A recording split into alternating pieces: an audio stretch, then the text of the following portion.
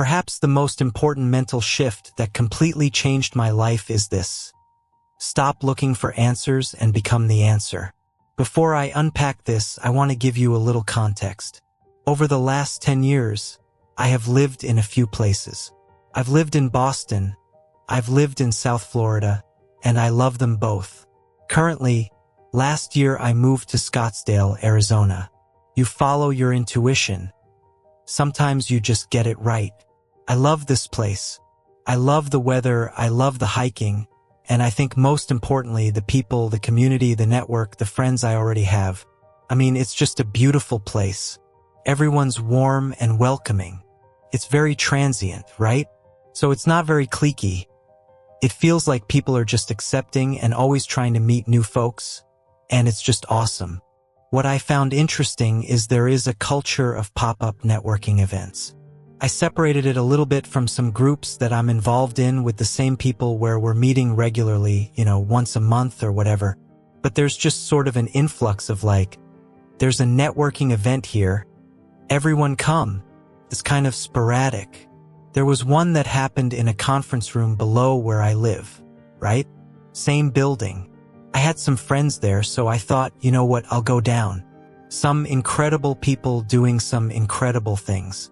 One of the conversations that was being had, or the message that was being expressed, was essentially this: you're one handshake away from your life changing.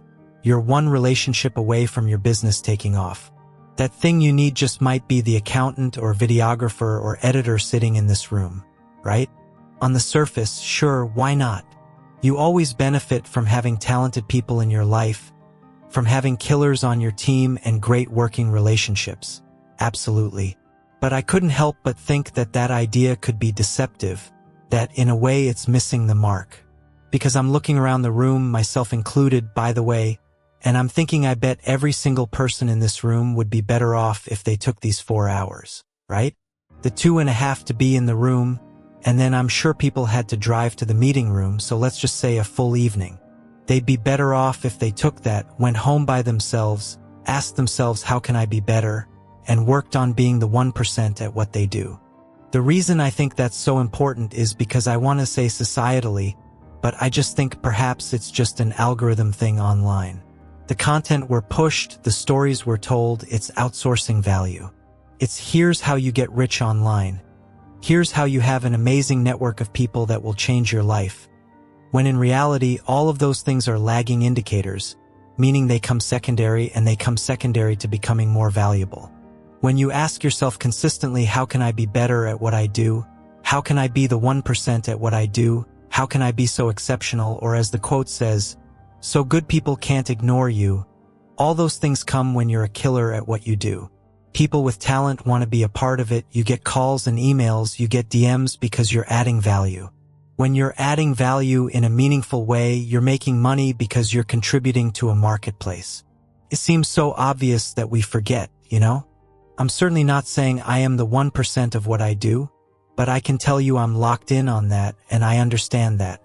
There were hours spent in this very room every day writing and speaking so that I can become closer to that, because I know when you have achieved that in your world, all that other stuff accompanies it, period. So don't interpret this as networking bad, money bad, right? Of course not. But they're secondary. They're lagging. If you focus on how do I become exceptional, what do I do every day that makes me different, stand out, that makes me great, you're positioning yourself to go to the moon. You're positioning yourself to have all these other things. The network should supplement the greatness.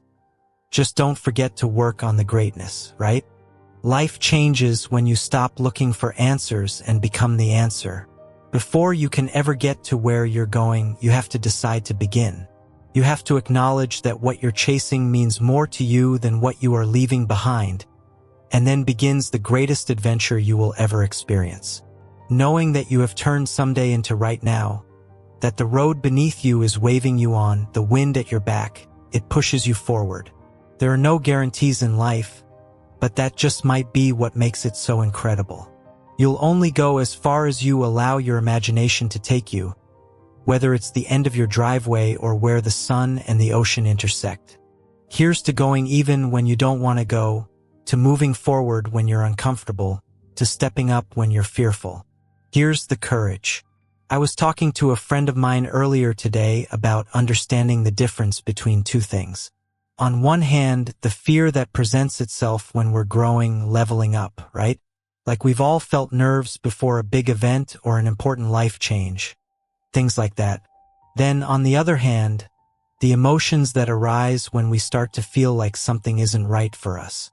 Similar discomfort, but not quite the same. We feel nervous or uneasy because we know we're misaligned.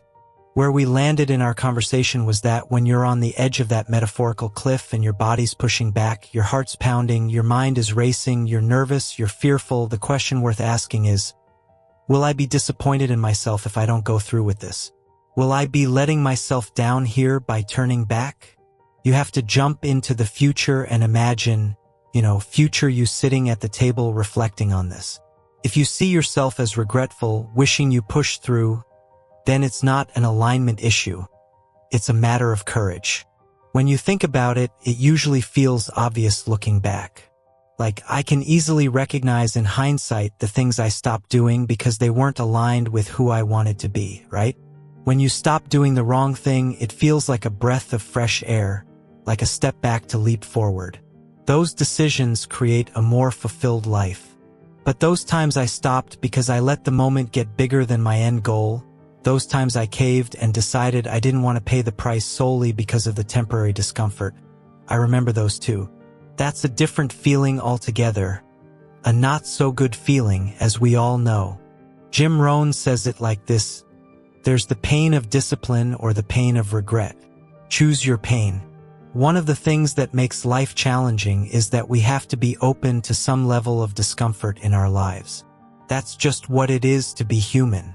Now our power is that we get to choose where we let that pain in and what it means, what it will do for us. Will it be the type of pain that grows us, or the type of pain that reminds us what could have been? I really think most of the time we stop not because the path was wrong for us, but because we somewhere along the way forgot that most of life's best experiences and circumstances and opportunities come with a hefty price tag. They demand a lot of us.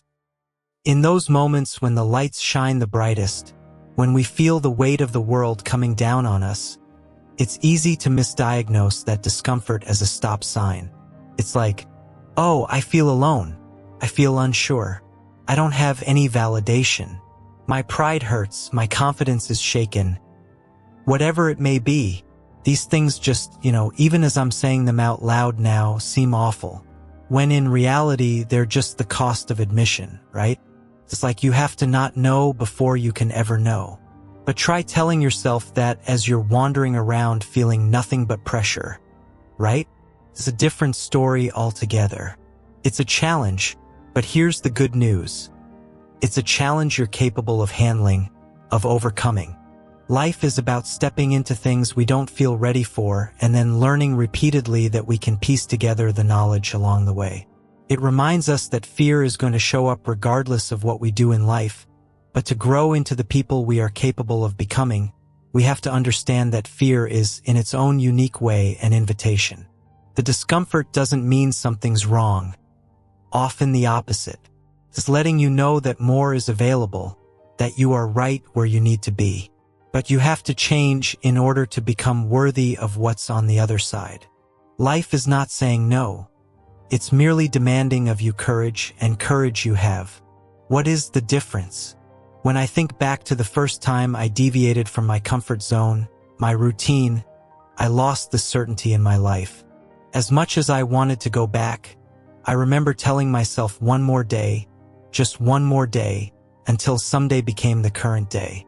That made all the difference. Day one, starting my company, I remember turning the camera on and feeling so lost, saying words into a microphone that I almost didn't press record. But I did. Until one day I realized not only was it bearable, it was my purpose, the vehicle that transported my thoughts to the world. That made all the difference. During the times when some of the projects I invested the most time and energy into flopped, I remember almost saying, "This isn't for me," but I kept creating. I kept creating until I found that intersection of what I love and what adds value to the world. that made all the difference. What's crazy is how small a decision that difference seems in the moment, how insignificant the decision feels as one stands and looks out from their doorway. The difference between going and not going, stepping out or staying in, making the move or waiting one more day, that difference is sometimes disguised in a cloak of triviality. But do not be fooled. The little decision to move forward, to hang on when your ego is screaming at you to just let go, walk away, find some semblance of comfort and predictability. Those decisions to endure in the moments of hardship are what we come to look back on as the turning points that reshaped and redefined life as we know it. The courage required to make the call, release the video, register the business, send the message, reconnect with that loved one, deviate from what your friends are doing. All those things may seem small enough now to spend a minute or two thinking about before moving on to our routines and what we are capable of doing. After all, it's easy to disregard the small things. But the acorn that becomes the oak tree is small. We must, along with the current reality, see the potential in what those things become.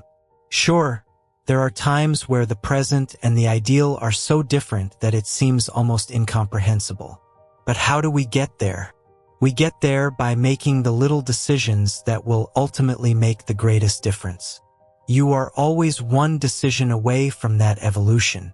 So next time you find yourself looking down at the step in front of you, the step you know in your soul is the right step, remind yourself, yes, it sure would be easy to walk away here.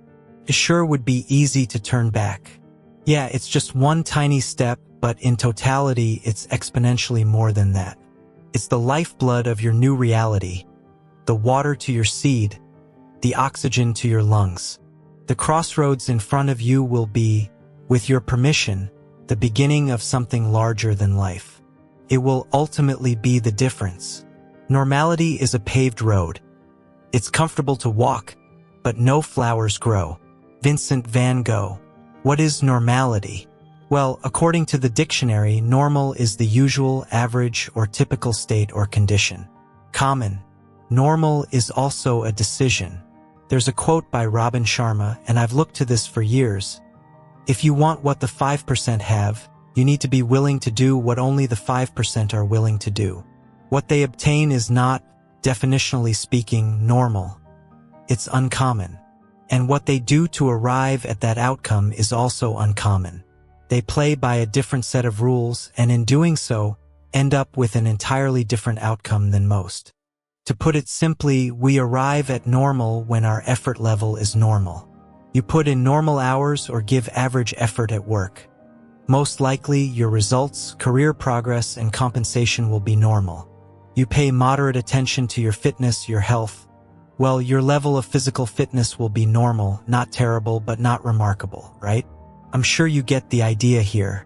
The pattern generally, over time, is that what we get starts to reflect what we gave. Here's where the self-assessment comes in. The awareness you have to ask yourself in pursuit of something greater is whether your actions are aligning with your goals and objectives. There's nothing so futile as telling yourself you're going to achieve miraculous, larger-than-life outcomes and then putting in average, typical, normal effort. If normal goes in, normal comes out. As I was thinking about this recently, as it pertains to my life, I had a little epiphany, right? Fitness is a big area of focus for me. I run or do some type of strength training 6 days a week.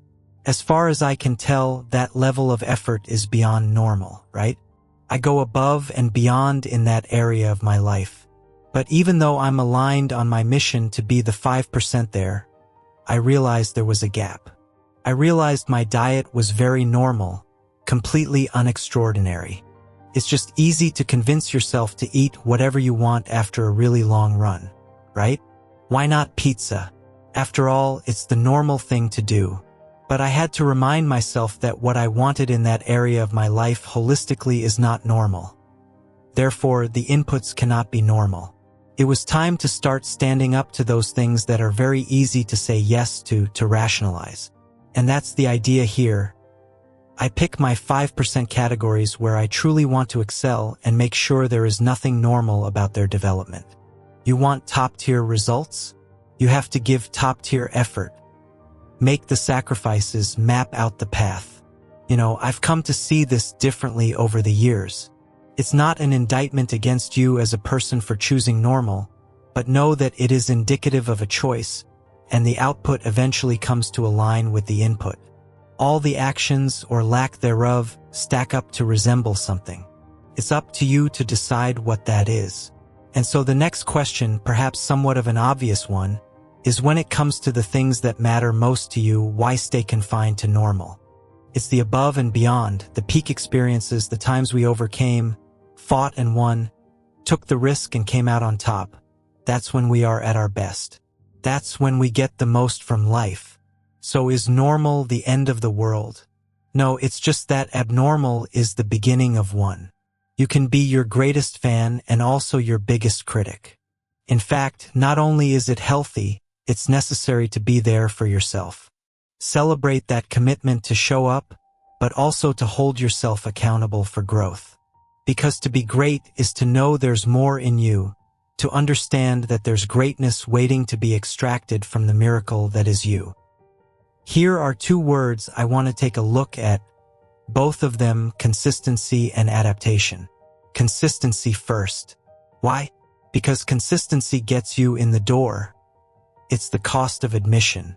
Consistency is you showing up for yourself day in and day out, creating mastery and competence through repetition, manufacturing a data set that will be used to guide your journey, taking a once stagnant idea and putting it into motion. Consistency is doing what you promised yourself you'd do when you said you'd do it. Why? Because that's who you are. You create goals and then conquer those goals. When your head hits the pillow at night, you may be tired, you may have struggled, you may have swung and missed, you may be wondering how things unfolded the way they did. But you showed up. So celebrate that. Celebrate yourself. Be your biggest fan because the world can't take your will to step forward and cannot seize your consistency. Not without your permission. So other than part one, let's call consistency the commitment to show up for you. Now the second piece. Consistency's older brother, adaptation. See, consistency, like we just talked about, will get you in the door. It signs you up for the game, but it guarantees nothing. See, where consistency puts that pen in your hand, paper in front of you, pats you on the back, where consistency gives you a chance to write your story, one's level of success or achievement relies on their ability to adapt, to do the thing that's so hard for people to do. Look in the mirror and ask, how can I be better? I've been consistent for 30 days. Sure. Here's what's right. Here's what's wrong. Now it's time to adjust, to be critical, to understand that expecting more of the self does not in any way diminish the task at hand. It gives you room to expand into that next version of yourself in a way that simply showing up doesn't. Without a willingness to adapt, you get Einstein's definition of insanity, right? Doing the same thing repeatedly and expecting different results. You get day after day of wondering why this square peg won't just save us all the trouble and go into the round hole. Without a willingness to adapt, we move for the sake of moving and we work for the sake of working. But if we could find it within ourselves to look at the data that's been acquired day after day and use it to help guide ourselves to that North Star, we'll find strength to seek out the delta between where we are and where we want to be. That is power, but it calls for more than just showing up. It calls for looking around. It calls for observing and then adapting. So yeah, your greatest fan and your greatest critic. Be there for you, but don't let yourself get away with good enough. Showing up is critical. It's powerful, but it's just the beginning. If your eyes stay open, if you're willing to both love yourself and improve yourself simultaneously, all the world becomes available to you. There are no mountains you can't climb or oceans you can't cross. And sure, the world will do what the world does. It will place challenges before you. But rather than those challenges being the reason you can't, rather than accepting those challenges as a permanent reality, they become nothing more than the next puzzle to be solved, the next little adaptation that's required of you. You show up, you self-assess, you adjust, and carry right on towards that horizon again and again. So when you find yourself frustrated or up against that wall, remember you are building your ideal reality. Be proud of yourself for showing up, for being consistent, because as dire as it might seem, you overcame a lot to get here. But also know that the challenge at hand is not an indictment of you or your goals. It's your chance to review the game plan and adjust. Your opportunity to do what so many fail to do. Not shrink from the world, but adapt yourself to it. Grow because of it. Today is your opportunity to take what the world gives you and build something new. That was at the Heat-Celtics game with my brother a few days ago. And the Celtics at the moment are the best team in basketball, which is fun being that we're from Boston originally. Right now, the team has a handful of really good players, but one of them, Jason Tatum, has essentially separated himself as one of the most dominant players in the game. He's a superstar. As we watched him play from the stands, we were talking about a narrative that I don't hear mentioned a lot, and maybe it is in basketball circles, but I don't hear it much out and about. I think it's incredible. It's the fact that Boston's general manager at the time, Danny Ainge, saw value in Tatum way before everybody else. Now, don't get me wrong, he was always a late pick. But the Celtics GM saw superstar potential in Tatum to a much greater extent than everyone else. In fact, in the 2017 draft, the Celtics had the first overall pick. For those unfamiliar, it's usually pretty obvious how the first handful of picks are going to go. The players are all ranked before the draft, and the team with the first pick is going to select the best player. Obviously, the team with the second pick is going to select the second best player. While it was sort of known that Tatum was the agreed-upon third best player in the draft, the Celtics didn't want number 1 and 2, even though the scouts and draft boards, and the talking heads all around the country saw them as better. So here's Danny Ainge with that coveted number 1 overall pick, which in basketball is so valuable, and he's like, I don't care. I want the guy who's projected number 3.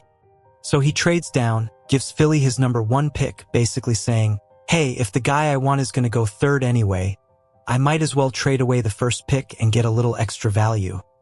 And still get Tatum at number 3. And that's exactly what they did. Here we are watching him as one of the best players in the game. And by the way, the guy who went first overall has relatively underperformed given where he was picked. The guy who went number 2 overall has been up and down with constant injury issues.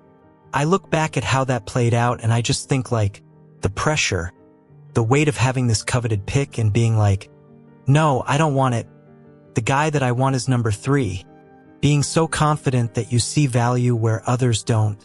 It's hard to do that with conviction. So I look at this and, sure, he made some mistakes as all GMs do. You can't predict the future, it's a numbers game. But the ability to spot value, particularly in places others seem to disregard, is what I see as the difference between excellence and mediocrity. Life is always trying to give us the equivalent of a draft board. In some capacity, it's like, here's what's normal, here's what's projected. The number 1, 2, and 3 options are the best options for the most part. Sure, it's a decent guideline, but it's not enough. I think we need to train ourselves to be asking, yeah, but where is the move that manifests into that game-changing difference?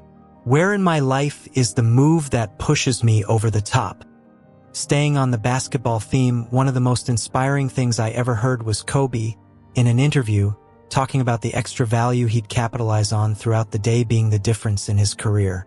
He said, look, if I get up 2 hours before everyone else and I get a workout in, not once in a while, but every day, that's the difference. Why? Well, in a week, it's nothing. In a month, it's not much. In 6 months, it creates a gap. In a year, that's quite the advantage. In 5 years, you're not even on the same level. In a decade, he is now untouchable to his competition. Yeah, it's just the morning. Everyone has the morning.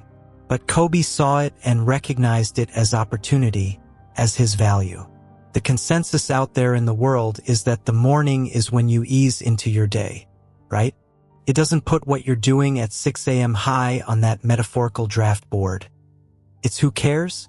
Well, to Kobe, perfect. There's the value that I can spot, that I can utilize, that most people will not even think about. In totality, I believe that to be the truth. You can do fine simply anticipating and living in and around the value as identified by the majority by following their blueprint. But to separate, to move from adequate to excellence, you need to find those places where you can squeeze more out of life. You need to dive deeper into what's around you than, that's what's expected, or that's what everyone else is doing, or that's what's perceived as valuable. Be your own GM. Question the way of things, not just out in the world, but in your home, in your day-to-day. Where are the moves that can take you from a 6 in efficiency to an 8? What ways can you be unconventional? Flip the script to unveil the value you've been walking by for months, years, maybe even your whole life without realizing there are always pieces around us to be great and not just get by or survive, but thrive. There are the necessary ingredients to our right and left always to astound ourselves. We just have to arrange them in a way that allows us to maximize their value. It's a constant moving of parts, trying again and again but not settling for a ranking system to life as prescribed by the outside world. There's more if you're willing to find it.